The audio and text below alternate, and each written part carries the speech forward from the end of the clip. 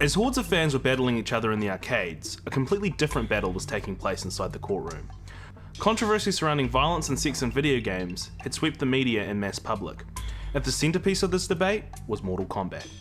US congressional hearings were held on the state of realistic violence depicted in video games. Senator Joe Lieberman in particular had an axe to grind with the commercial for Mortal Kombat, believing the ad itself promotes violence. Of course, all this media attention was fortuitous for the Mortal Kombat crew. The free advertising and publicity helped push Mortal Kombat as an arcade mainstay. The ultimate fallout would be the implementation of the ESRB rating system that is still in place today. For the creators of the game, this mass controversy fell on deaf ears. They were too busy working on the next installment of the franchise, Mortal Kombat 2. The team's goal for the sequel was to double the original. Double the roster, double the amount of finishing moves, double the violence, and of course, the gore.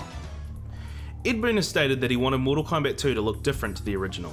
He wanted to add everything into this game that he didn't have time to put in MK1. Gone was the tournament setting and the stages, and in came a more Outworldish look to the game. The sequel was noticeably less vibrant than its original counterpart. Mortal Kombat 2 added 6 new characters to the roster, as well as a 7th in the ninja Reptile, who was a hidden opponent in the first game. Added were the Tarkatan warrior BARAKA, played by Richard DeVizio, US Special Forces agent Jack Spriggs, played by John Parrish, the Edenian princess and adopted daughter of Empress Shao Kahn, Princess KITANA, played by Caitlin Zamir. Also played by Caitlin Zamir was Princess Kitana's half-Tarkatan clone, MILEENA.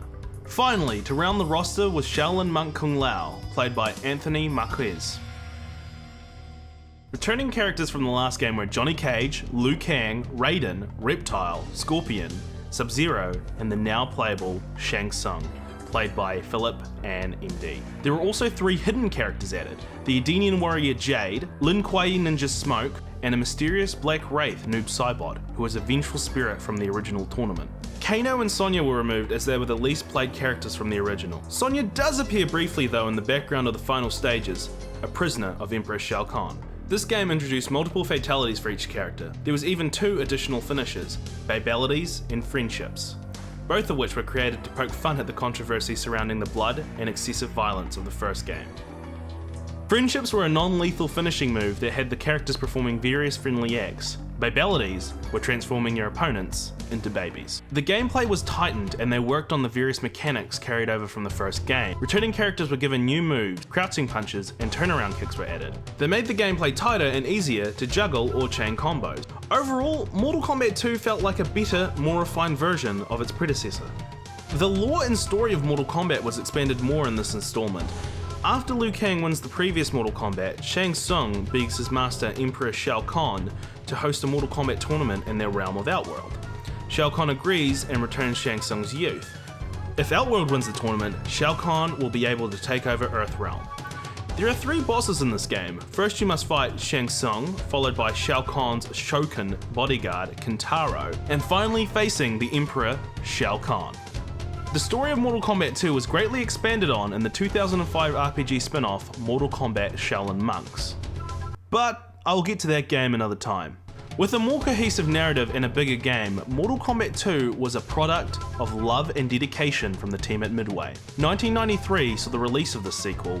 It was met with unanimous praise and commercial success.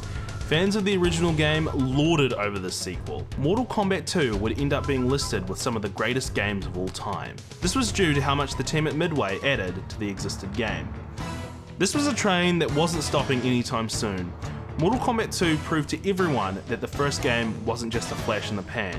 The next destination would be 1995, the release of Mortal Kombat 3.